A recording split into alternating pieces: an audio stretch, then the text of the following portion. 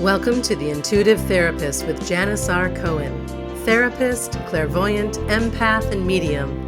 Listen in as she takes a no-nonsense, deep dive into real human struggles and how to resolve them. Janis will share channeled information from her spirit guide team, as well as angels and archangels, to help you master your emotional, physical, financial, and spiritual destiny. And now, Janis R. Cohen. Hey y'all, this is Janis Cohen, the Intuitive Therapist, here on the Intuitive Therapist podcast. So happy to be with y'all, and very, very happy to talk about this topic today, 7 gifts that give you everything. So I'm about to reveal 7 things to you that will not only change your life, but will have a beautiful ripple effect on others and the world at large. And I was excited to be able to put this together and share this with you, because by the time I'm done sharing all of this with you, it's going to make complete sense. And I really feel like you could either use one or all of these gifts to truly up-level the quality of your life. But before I do that, I want to share a few words with y'all about why listening to today's podcast is important. How often have you felt that you sometimes move through life robotically? Maybe it's every now and then. Maybe it's every day, where you kind of coast and you really don't have variety in your day. You kind of just do the same things over and over and over again. And then all of a sudden, you realize that a year, 5 years, 10 years, or 20 years have passed, and you believe that you've been living a mediocre existence, and you're looking back at your life and you're saying, my God, where did life go? It passed so fast. When we don't have passion and purpose in our lives, this is exactly what happens. You do what's required to live out each day, but the way you're living life, it does very little or nothing to offer value to yourself or to others. You're surviving. And mediocrity is what you've resigned yourself to accept. You know what? You're not meant to live life as a numb human being. Maybe it's easier to kind of put your head in the sand and ignore the fact that, you know what, you need to step up and require more of yourself, or that it would be important for you to deal with the things that are holding you back. But you're not meant to live as a numb human being. You're not meant to feel lost and passionless in your life. You are not meant to feel that others are luckier than you and that you always get the shit end of the stick. That is just not how life is supposed to be. Not at all. Each of us, and I mean this from my heart, y'all, because that's where I talk from, because I know it for sure, each of us is meant to contribute to the greater good. And we're supposed to enjoy life. And it's just that some of us have a harder time figuring out just how to do that in a way that gives us a sense of fulfillment and meaning. And like I said, fulfillment, really meaning, purpose, fulfillment, it really is what everybody's searching for if you really, really think about it. We may want to accomplish things. We may want to have a house that we love. We may want to have and drive the car that we love. We may want to make all sorts of money. But you know what? Those are the means to the end. People feel like that overall, being fulfilled is what everyone is searching for. It's that sense of deep satisfaction in your life. And it really is, fulfillment is the umbrella for love, for peace, for happiness, balance, passion, purpose, and all of those other things that we're all pretty desperate to have in our lives. Fulfillment. That is what each of us must aspire to have in our lives. I bet something inside of you is crying out to have a better life. I know for me, at different points in my life, I'm like, I know there's something better. Maybe I don't know how to get it. Maybe I don't know exactly what it looks like, but I have a sense. It's a life with more meaning, purpose, and fulfillment. Well, my friends, I'm about to tell you how to experience that. Here are the 7 gifts that give you everything. Number 1, giving thanks. Gratitude is evidence of the gift received. If you're open to the vortex to experience greater happiness in your life, then you need to cultivate gratitude in your life. Gratitude doesn't quote unquote work, so to speak, when it's insincere. That's just pretending you're grateful for something when you harbor unexpressed disbelief. To be truly grateful and cultivate this within yourself, you have to take time out to connect with your heart and send out a genuine thanks to Spirit and the universe for the gifts that you get. Time, health, money, job, family, love, help from others, opportunity, the ability to see, hear, smell, taste, touch, walk, breathe. Where you get your soul returned the following morning to get a chance at another day. I could go on and on and on about what you can be grateful for, but I think you get the picture. What we can receive much more if we give thanks for what we already have. I have a ritual that I do each night before I go to sleep, and I cultivated this, I began this about 5 years ago, and it really has become one of the most beautiful habits I feel like I have developed. So every night as I shut off my TV, shut off my lights, turn my phone down, I get settled in my bed, and I turn to one side, and I just start thanking God for everything, all the things that I listed to you. In addition to be able to talk to my family, I'm grateful for my friends, the ability to do what I love and create and give back. On and on and on and on. And I do that until I truly cannot think of anything else. The socks on my feet, the shower that I have, the water to drink, the nourishing food, new people that I meet, everything. And so once I do that, I'm done with that. And what gratitude does is it resets your subconscious to really focus on good stuff, changes your vibration, and I turn over and I go to sleep. That's my grateful ritual. Maybe perhaps you'll put that in play. You should try it. Or write in a journal every day about everything that you truly feel grateful for. Connect with your heart, connect with the energy of it, and write it down. Number 2, giving away all of the stuff that clutters your life. It's true that when you clean out the physical clutter in your life, you shift the energy and allow for new things to come in. You can remove physical clutter, emotional clutter, fiscal clutter, spiritual clutter, and psychological clutter from your life. Those are the 5 spheres. When you let go of a relationship that doesn't serve you, when you leave situations that aren't working out for you, when you improve your eating and exercise habits, or literally clean out your living space, something amazing happens. It's almost as if you've signaled to the universe, I'm ready for something new. I'm ready for more. All of a sudden, things start to shift within you, and as a result, your external world changes. Y'all, that's just how it works. Look at your life and see where you've collected too much stuff. Donate to charities the clothes that you haven't worn within the last year, the things that you kind of stuffed in your closet. Somebody can benefit from that. Look at the health of every aspect of your life. If you feel like something else needs to be shored up, or you need to go to the doctor, or you need to develop a new system, a new lifestyle, do it. Clean it up. Your relationships, your money, your debt, your emotional debt, whatever it is preventing you from enjoying life, and whatever is getting in the way of allowing newness to enter your life, clean it up. And then notice what else changes in your life, as well as how much better you feel about who you're becoming. Trust me, you'll be surprised. Number 3, giving forth time, talent, treasure, and perhaps tithing.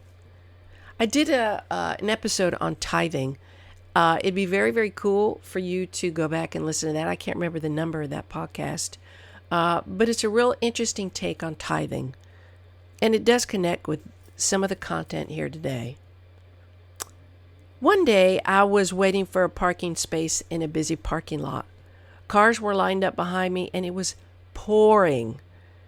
there was this man who was coming out of the store, and he was riding one of those motorized carts with his purchases in the car, and he had no umbrella, and he was getting soaked. And you know how slow those carts go. Like, there's no V6 engine on those carts. It's like one gear, and it's called slow.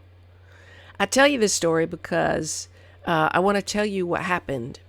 So here's this man in this cart pouring. Cars are lined up behind me. I'm waiting for a parking spot. So I was urged to get out of my car and run up to him, and as he was approaching his car, and say, "Let me help you load your stuff in the car, and I'm going to return the cart." So he was so grateful. I said, "Go ahead and get in your car." I loaded everything in and left my car running. Kind of maybe that was stupid, I don't know, but I left my car running, and I ran and I returned the cart and got back in my car completely soaked. And I can't begin to tell you how good I felt. And the other part of that is that I rarely tell people that story. It was enough for me to know that I did that. It was enough for me to know that I helped somebody else.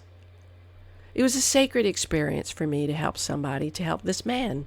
I didn't care about getting wet or how many people were behind me or who was getting mad because I was holding up traffic. It didn't matter. This man needed my help, and I needed to help him. Giving to others, and I mean genuinely giving to others, is one of the most rewarding things you can do. You can get an immediate sense of fulfillment. Remember I talked about that? And you could get those feel-good feelings, and you can contribute to improving the quality of somebody else's life. It doesn't take much. Giving your time, your talent, your money, your leadership, your resources, your love and compassion and kindness, a smile, opening the door up for somebody, paying the check, all these kinds of things. Like, I can't even begin to tell you how many other examples there are. But I can't even imagine not doing those kinds of things, because those things are the right things to do. I was speaking with someone the other day. We were talking about how important it is to offer real value in our work and in our personal lives, just like I hope I'm doing for you in this podcast. It's imperative for me as a human being and as a therapist to make sure that I'm giving to others everything that I possibly can to make their lives better.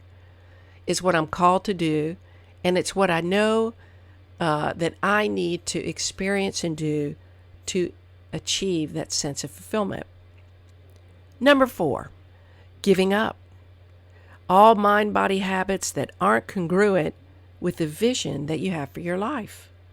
If you're like most people, you collect, and oftentimes you keep people and things that were once purposeful and useful, but they've outlived their value in your life. But for some reason, you keep them around thinking that if you were to get rid of them, and again, these are people and things, that you'd be kind of in incurable pain or without resource to do better in your life. Or maybe you realize, you know what, if I create an absence by getting rid of a person or a thing, what do I substitute in that space? Having been in that category and at that experience more times than I care to admit, where I've kept somebody around in my life that I was like, you know what, God, you offer me nothing. But for some reason I held back and didn't cut the strings. Or I remained in a situation, or I kept things around in my general vicinity that kind of outlived their purpose. I always felt the effects of that. So one of the things that I always tell people is at some point in time, you're going to need to come face to face with your true and ultimate desires. And you're going to have to determine who and what can stay and who and what needs to go. That only falls on you. I always tell my clients you need to have tunnel vision when it comes to meeting goals and achieving the kind of things that you want to achieve in your life. Otherwise, everything will be a distraction and you'll never get where you want to go and become who you want to become. If you're in a relationship that isn't healthy, if you're in a job that is sucking the lifeblood out of you every day, if you're sitting on the couch wishing your life would be different, then here is what I say to you. Give up what isn't working in your life and everything and anything that isn't helping you move forward. Give up the limiting beliefs that keep you small, the nasty controlling addiction to food, sex, drugs, or alcohol. Give up allowing distractions to prevent you from being uber productive each day and being your best self. I know that sounds like a big task. For anybody to give up the things that they depend on to feel something is huge. And most people don't know how. Yeah, it's easier for me to say give up the smoking, give up all of these things, the soothing with food, drugs, give up the wine, give up, burning the candle at both ends. But if you really think about it, again, you give up what you don't need. It makes room for the things that are there to serve you to be a better version of yourself. So let it go. It's time, and you know it. 5, forgiving. Forgiving yourself and anyone else who quote-unquote owes you every day without exception. I remember a number of months ago, I posted a quote on Facebook, and it profoundly struck me. And it went something like this. See if this makes sense to you. It takes energy and attention every day to stay angry.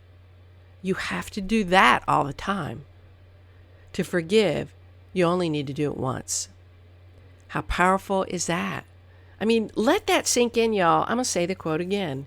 It takes energy and attention every day to stay angry. It takes a lot of it. You have to do it all the time to maintain that feeling. You have to find evidence. You have to connect with the feeling, and you have to do that emotion every day of righteous anger. But to forgive, to truly forgive yourself and anyone else, you only have to do that once. To hold on to anger, resentment is a burden that falls on the carrier only. It doesn't matter how much unforgiveness is in your heart. You will never, ever, ever punish the other person to whom it's directed, or anywhere near. They will never experience the degree of punishment that you do from holding on to unresolved, unforgiven emotions. Unforgiveness will destroy you. It's going to rob you of your happiness, and it will limit you from creating joy in your life. It never pays back the pain that was caused by someone. It may keep you in a faulty sense of protection from future hurt, but it will never help you heal and grow and be happy. Live as if you will never get the I'm sorry that you want. You have to. Because you know what? When you experience pain, the only way to let it go is for you to do that. Somebody may come up to you and say, you know what, I'm so sorry. I really hurt you, and I apologize for that. And the position that would be important for you to be in at that point is in a position of, you know what, I've already let that go. I've forgiven myself for carrying it around. And I realize that you're limited. Meaning maybe you say this all in your head. And so you're able to accept the apology. When I was in college, my first year of college, I had a roommate, and we chose each other. We had been friendly. We'd known each other over years' time, kind of maybe grew up in the same circles, and we thought it would be a good decision to share a dorm room together. Well, it started out well, and then it turned out kind of pretty poorly. Unfortunately, this girl that I roomed with, she got caught up in some really tough stuff. She started to do drugs and hang out with some really sketchy people. And what ended up happening is that as she was high on cocaine and all the stuff that she did, she made my life a living hell. She would come in the middle of the night, wake me up, turn the lights on. She would steal my stuff. She would torment me. You know, I had to lock everything up. Even one night I forgot to lock up potato chips, and she took them, and it was in the middle of the night, and she was rustling the bag right near my ear and chewing loudly and doing all sorts of crazy stuff because she was on drugs. And it was horrible. It was horrible. So finally I moved out. Turns out that maybe about 20 years later, I ended up running into her at a friend of mine's event. And we were hanging out, and by that time I had already kind of let things go. I knew that she had hit a tough patch, and I can understand where she was a lot better. And a beautiful thing happened is that we were kind of hanging out in the pool, and she came up to me and she was in tears, and she said, "I am so sorry for how I treated you." And I said to her, I said, "You know what? I've already forgiven you, and thank you so much for having the courage to apologize to me. It means a lot." And ever since then, it's been really, really nice. We see each other, neither of us forget what happens, but neither of us feel compelled to stay in the past. And so forgiveness is huge. So live as if you're never going to get the sorry you want, and be able to work through and let go of the things that keep you angry and stuck. Number 6, giving to yourself. I love this one. Giving to yourself first, because you can't give what you don't have. Right? I mean, really, y'all know this. Those of you who really feel like, and there's so many of us who feel like that they work so hard with genuine intention to give to others, and then sometimes you just tap out. I can't begin to emphasize this enough. You cannot get water from a well that's dry, and you can't give what you don't have to give. So you got to fill yourself up with everything you need to be the best version of yourself. There is no valiance in martyrdom. That's a crock of shit. So if you think that just because you are being this Mother Teresa, and people need to acknowledge that, and then you get bitter when people don't give back, that's truly a very non-genuine, don't even know if that's the right word, way of showing up and giving yourself. Martyrdom is fraudulence, in my opinion. So it's important for you to really take time out for yourself. 5 minutes even for a breather in the bathroom stall at work can really preserve your sanity. Rest when you need to. Read a good book. Take a warm bath. Go for a run. Go have fun. Check out from the world to recoup your energy. Give to yourself what you so easily give to others. That's the way to live. Number 7, giving in. Letting go of trying to make things happen. This is, many of y'all know this concept, similar to surrender. But most of us never learn this lesson. We're not taught this. We're not taught how to be in flow. Most of us are really taught to push and to work hard and to achieve and to test limits. So we don't really ever learn this lesson. I didn't, let alone learn it early enough to reclaim all the efforts from the past that we've made to control the outcomes in our lives. Heads up, y'all. You cannot control much of anything except what you take in, what you ingest, what you expel, what you think, feel, and do. That's it. Those 5 things. Outside of that, your sphere of influence is incredibly non-existent. This doesn't mean that you avoid partnership with the universe to create what you want, nor does it mean that you avoid taking responsibility for your behavior and taking actions to make the necessary changes you need to make. No, it doesn't mean giving up and expecting the universe to provide for you. What it does, it just means stop holding on so strong. Do your part, right? It means that you stop trying to force the outcome. It'll be what it'll be, but you need to do your due diligence and participate fully in your life by being your best self with love and compassion, and let whatever happens, happens, and grow from it. You're going to get what you need every single time you let go. I hope today's episode has provided a few ways for you to really feel good about your life. There's so many ways that we can contribute to the greater good, and sweetie, it all starts with you. If you've benefited from this and other podcast episodes, please hop over to iTunes and do a rating and write a quick review. I'd love it. I'm so grateful for everybody who's already done that, and for everybody who's spreading the word. I mean, it's so cool It's just, it's really catching fire, and I'm so excited. If you'd like a reading, I do readings for people all around the world. I just did one for somebody who was in Australia, for somebody who was in India. I mean, it's just really, really cool. Energy is energy, and I can connect with anybody's energy anytime. So reach out to me. If you're ready to really do some significant, massive changes in your life, if you're really, really ready to invest time, energy, and money, right? Reach out. The investment is well beyond what you could imagine the worth to be. Reach out to me, 404-558-3971. Email me, janice@janisrcohen.com. It would be my pleasure to serve you. I wish you a blessed day, a wonderful week, and as always, live intuitively. Thanks for listening to The Intuitive Therapist with Janis R. Cohen. If you like what you heard, the best compliment you can give us is to share this podcast with a friend and subscribe, rate, and review at iTunes.